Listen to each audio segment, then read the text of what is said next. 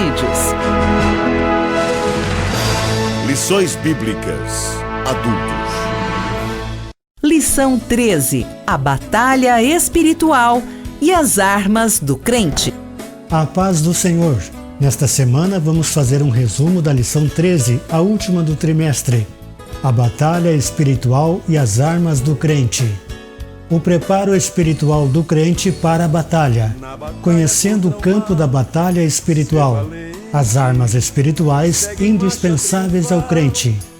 Quer saber mais sobre este importante assunto? Fique conosco. Ser valente, segue em marcha triunfal. Ser valente, olha o alvo que é Jesus. Que a vitória... O preparo espiritual do crente para a batalha. Fortalecidos no poder do Senhor. Fortalecidos no Senhor. Para vencermos as batalhas, nós sabemos que precisamos de algumas armas. Aqui nós vamos falar, nesta lição, de algumas dessas armas que estão disponíveis a todo crente para conseguir vencer. Sabemos que dele próprio, do crente em si mesmo, ele jamais vai conseguir vencer estas batalhas. Sozinho ele não vai conseguir, com suas forças ele não vai conseguir vencer esta batalha. O simples fato de ir na igreja, de frequentar uma igreja, ele não vai conseguir vencer essas batalhas. Ele precisa ser, em primeiro lugar, um cristão convertido, precisa ser nascido de novo, ter o Espírito Santo em sua vida, atuando, trabalhando, renovando sua mente constantemente, para que então ele consiga vencer a batalha espiritual que vamos falar nesta lição. Paulo enfatiza a necessidade de uma vida constante de oração e súplica. Sem esta arma poderosa, o crente não vai conseguir vencer esta batalha. A oração, súplica e intercessão pelos demais irmãos são armas poderosas. Uma das armas que já estamos estudando aqui, a oração.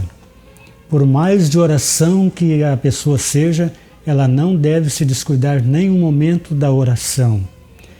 Orar sempre. Quando a palavra diz orando em todo tempo, não significa que a pessoa vai orar hoje, amanhã não vai orar hoje, daqui uma semana, ora de novo. Orando em todo tempo. A pessoa não consegue orar em todo tempo de joelhos, com os olhos fechados, mas em espírito ela vai estar sempre em comunhão com Deus. Essa comunhão com Deus vai ajudar, vai trazer com que a pessoa esteja mais próxima de Deus, mais fortalecida. E além desta oração, nós vimos as virtudes gêmeas que devem andar juntas, que são vigilância e perseverança. Então, orar e também vigiar. Nós vamos ver mais adiante sobre a vigilância e a perseverança. Conhecendo o campo de batalha espiritual, as astutas ciladas do diabo. Astutas ciladas do diabo vem nos falar de articulações meticulosas, são planos. E esses planos são minuciosamente estratégicos, preparados dentro daquilo que o diabo conhece, porque ele não é onisciente, não sabe tudo a nosso respeito, mas baseado no que ele observa de nossas vidas e do que ele sabe de nossas fraquezas, então ele prepara tudo meticulosamente, as suas artimanhas, as suas armadilhas, os seus estratagemas, que são as astutas ciladas do diabo. Astuta já está dizendo, né? Volta e meia a gente se lembra de uma pessoa bem esperta e a gente diz, né? Bah, aquele ali é astuto, né? Então agora falando sobre o diabo, astutas ciladas. As ciladas a gente sabe que é uma armadilha. Então astutas ciladas vem a ser um estratagema muito meticuloso, baseado naquilo que ele conhece, naquilo que ele prepara para te engodar, para te tragar mesmo, levar para o inferno. Então isso que é o trabalho do diabo, não brincar de ser diabo. Então algumas astúcias do diabo são as seguintes: confundir a mentira com a verdade, como nós vimos no Jardim do Éden, tentando distorcer as palavras de Deus para com Eva, né? Dizendo que não era bem assim, tal. Então, confundir a mentira com a verdade, tentando fazer com que a verdade que Deus tinha falado para Eva tornasse em mentira, e fazendo com que as suas mentiras, a do diabo, parecessem verdades. Deturpar as Escrituras, dissimular e induzir a dissimulação, fazer falsos sinais, tem vários, fazer acusações, semear incredulidade, promover ideologias anticristãs e por aí vai. Falando ainda sobre oração, nós podemos ver que deixar de orar já é um ato de rendição ao inimigo. É o mesmo que dizer, tome conta, tome posse, né? Então deixar de orar já é um sinal de rendição ao inimigo. Além da oração, temos a vigilância, a constância e a perseverança, as virtudes gêmeas, vigilância e perseverança que andam juntas. Não adianta você tirar momentos de consagração, tirar horas de oração e depois você não vigiar. Você tem que orar e vigiar. Você tem que estar atento, no sentido da palavra sóbrio, estar atento, estar alerta. Então, sempre preparado espiritualmente para enxergar, para ver o que está sendo preparado no mundo espiritual. Porque o mundo espiritual é muito mais real do que a gente pensa. Porque a gente não enxerga, a gente não vê. Às vezes a gente acha que não existe o mundo espiritual, que não existe batalhas espiritual, mas existe sim. O inimigo, ele trabalha nas regiões celestiais, como diz lá em Efésios, né?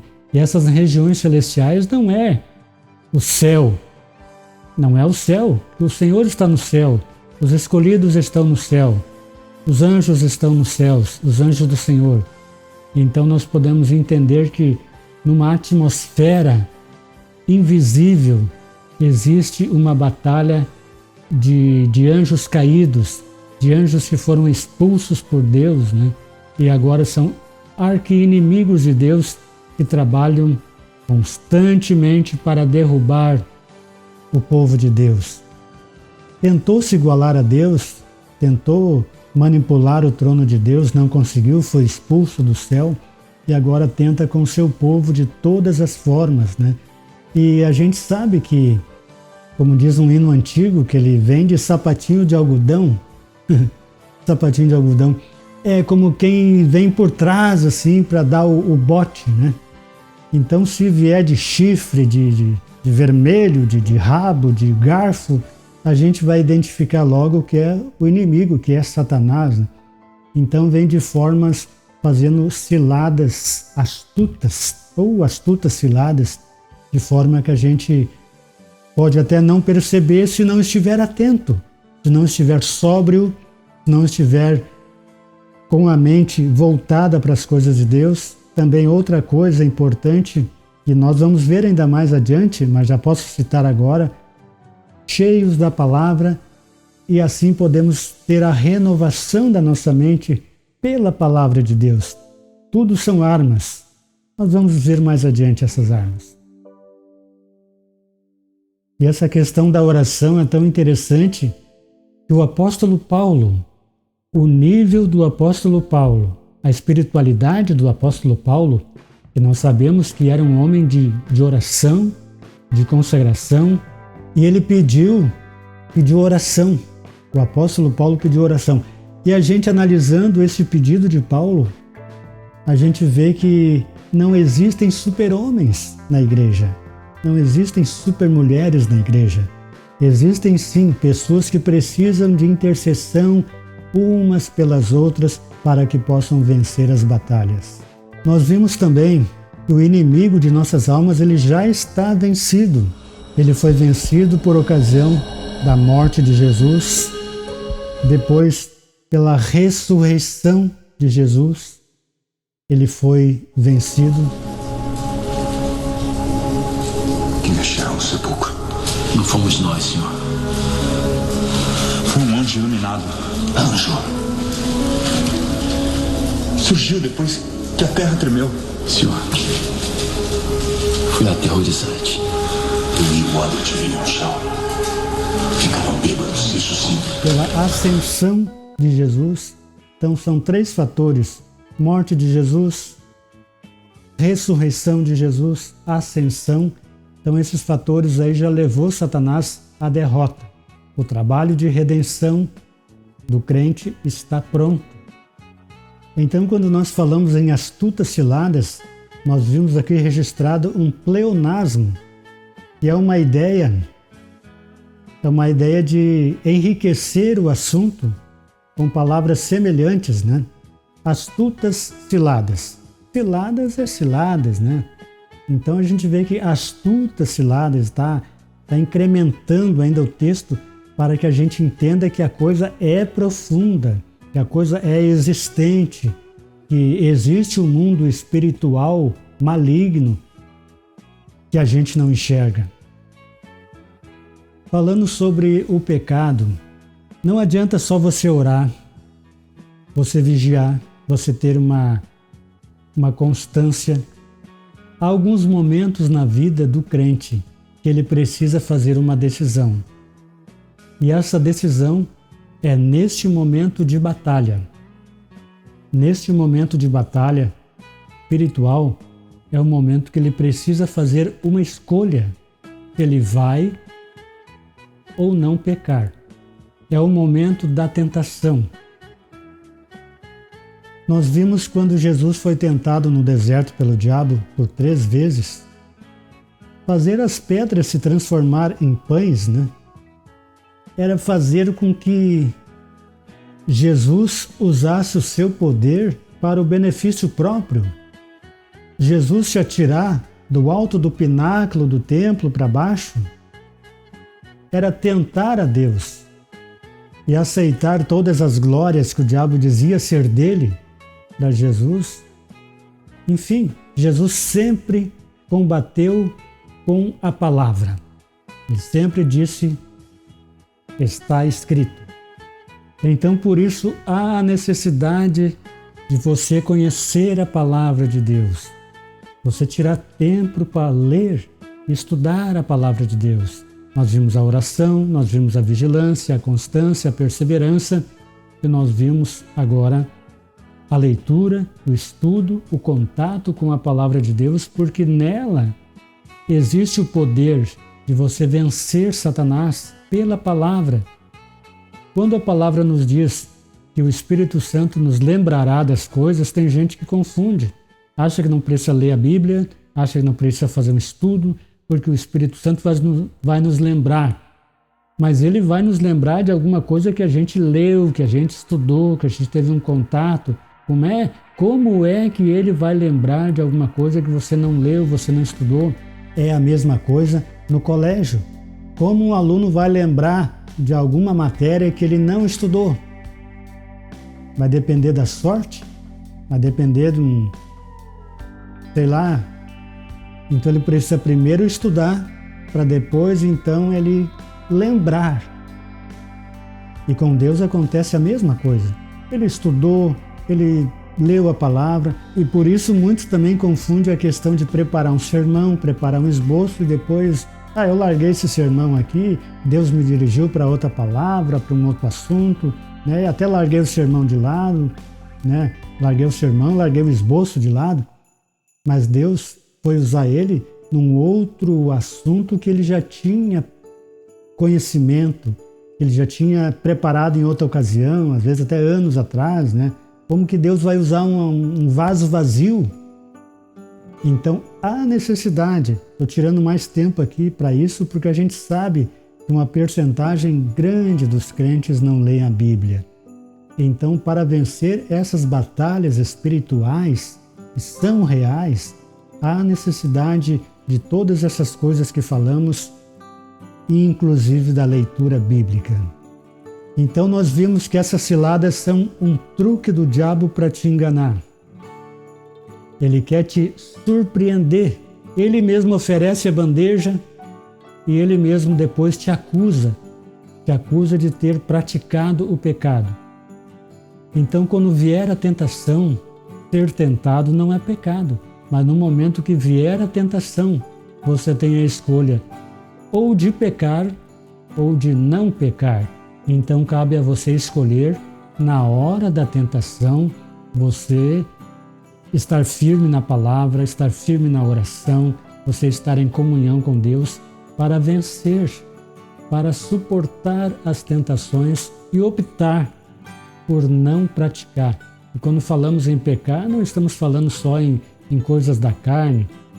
Tem tanta coisa que às vezes a gente nem sabe que é pecado e é pecado. Então a própria palavra, a própria leitura vai te instruir nas coisas que são erradas, que Deus não se agrada. Vamos ver então algumas dessas armas que vão nos ajudar a vencer. São armas de defesa, como o cinturão da verdade. O cinto era um aparato de couro que garantia que a túnica do soldado permanecesse presa durante a luta, que ajudava a proteger o corpo e que mantinha a espada no seu lugar quando o soldado não estivesse lutando. O cinto retrata a peça usada para dar mobilidade no combate e refere-se à verdade da doutrina de Cristo e à integridade do soldado. A verdade é o que nos dá liberdade. A falta de perfeita sinceridade embaraça-nos a cada movimento. E agora vamos ver então a couraça da justiça. A couraça é concernente a uma malha impenetrável de proteção aos órgãos vitais, tais como o coração e os pulmões.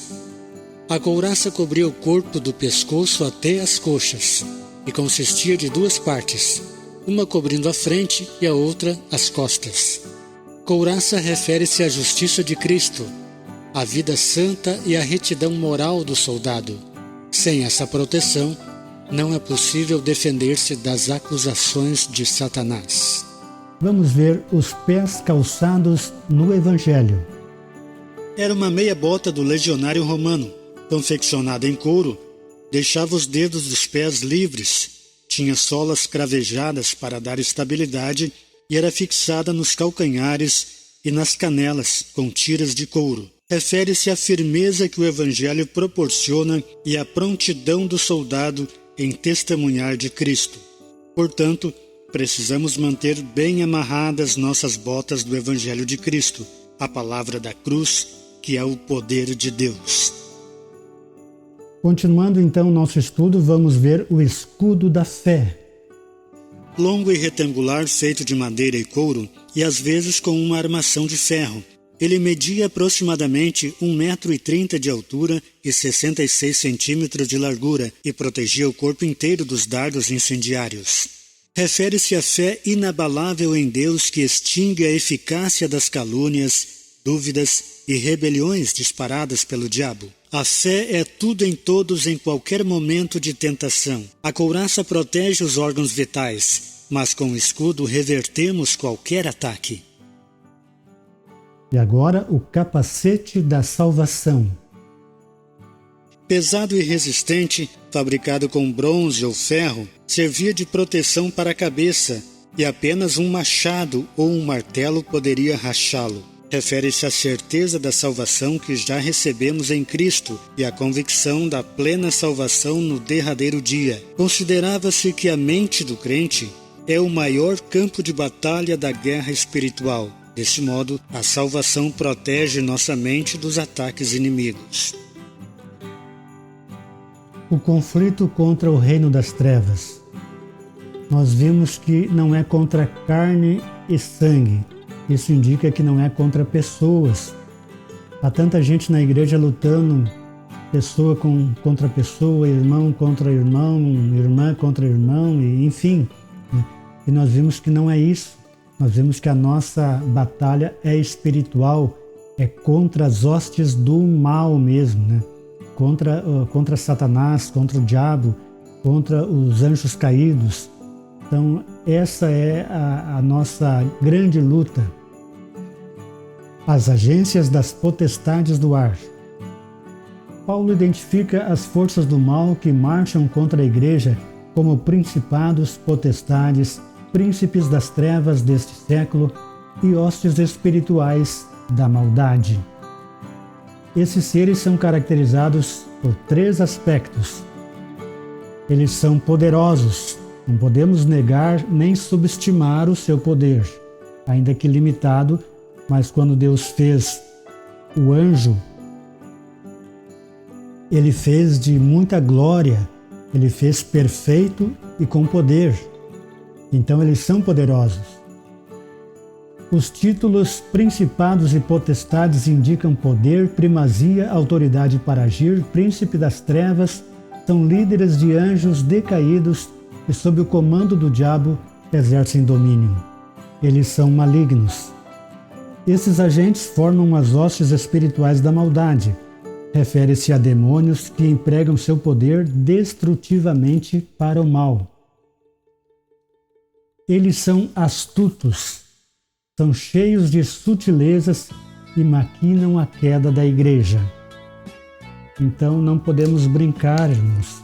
E nesta última hora da igreja na terra, mais do que nunca, temos que estar alertas, sóbrios, vigilantes, com o pensamento e a dedicação na palavra, na oração e na vigilância para vencer. As armas espirituais indispensáveis ao crente. A armadura completa de Deus.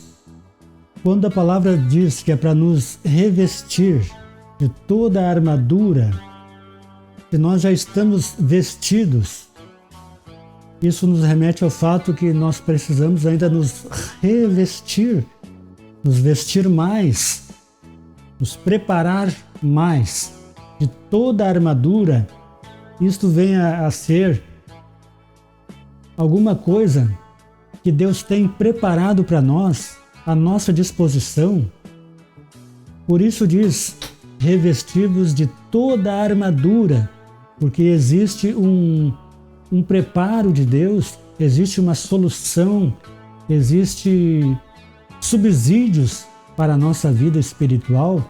Deus não nos deixou órfãos, Deus não nos deixou sem solução, Deus não nos deixou ao léu, sem solução, à mercê de Satanás. Não! Deus deixou armas. Por isso diz, revestivos de toda a armadura.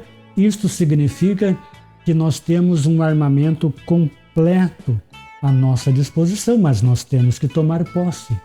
Nós temos que vestir essas armaduras e com elas então batalhar e vencer esta batalha. Então Paulo estava falando de alguma coisa que ele conhecia muito bem. Ele estava preso em uma prisão domiciliar. Então o preso ele era amarrado ao soldado pretoriano. Então ele ia ali com todas aquelas armaduras. Então Paulo conhecia muito bem, podia falar exatamente daquilo que estava diante de si. Poderia ele ter tirado lá do profeta Isaías também, que fala sobre este assunto, como também poderia ter tirado ali do seu dia a dia, da sua convivência, esse assunto presente ali diante dele, para poder ilustrar para nós como é esta batalha espiritual. A imprescindível arma ofensiva. Mais uma vez, nós vimos aqui a Bíblia, a palavra de Deus como arma, disponível para o cristão, como arma poderosa, uma arma de combate pessoal e também coletivo, para ajudar outras pessoas, espada do Espírito, então identificada como sendo a palavra de Deus. É um assunto tão profundo, meus irmãos, que eu não vou querer aqui no canal da Redescoberta da Palavra querer esgotar este assunto porque ele é muito tremendo e muito profundo. Poderia fazer um vídeo de umas 3 horas falando sobre esse assunto de batalha espiritual, e tem conteúdo, mas vamos ficar com o que já vimos até agora. Palavra de Deus, oração, constância, perseverança, vigilância, tudo que nós estudamos, que possamos colocar em prática para vencer todas essas batalhas. E na questão da tentação, mais uma vez, o que já falamos lá atrás, existem momentos da tentação que você pode fazer uma escolha. Então, não adianta dizer, eu não consigo vencer. Quando eu vejo, já estou praticando. Então, há um momento de você cuidar, né? Naquele momento da tentação, a escolha é sua. Naquele momento da tentação, a escolha é sua. Ou ceder à tentação, ou não ceder e fazer a vontade de Deus. Esse era o resumo que tinha para hoje. A conclusão: a vitória da Igreja de Cristo contra as forças do mal é garantida pela sobreexcelente grandeza do poder de Deus, né? Aqui nós vimos mais, da vontade de falar mais, né? A grandeza do poder de Deus, né? Seu poder já é o poder de Deus, né? A grandeza. Então, Paulo aqui está destacando como é grande, como você tem à sua disposição um poder tremendo para vencer as batalhas. Você não está sozinho nessas batalhas. Veja que eu estou na conclusão aqui, já estou falando mais um pouco, né? Mas vamos concluir o vídeo falando sobre isso, né? Que a grandeza do poder. Então, o destaque que Paulo dava aqui é para esse poder que é tremendo à sua disposição. Faça a sua parte, e a partir de hoje, se você não estava vencendo as batalhas espirituais ou as tentações, a partir de hoje, comece a vencer. Deus te abençoe. Até o próximo vídeo, no próximo trimestre. Que Deus abençoe ricamente a sua vida.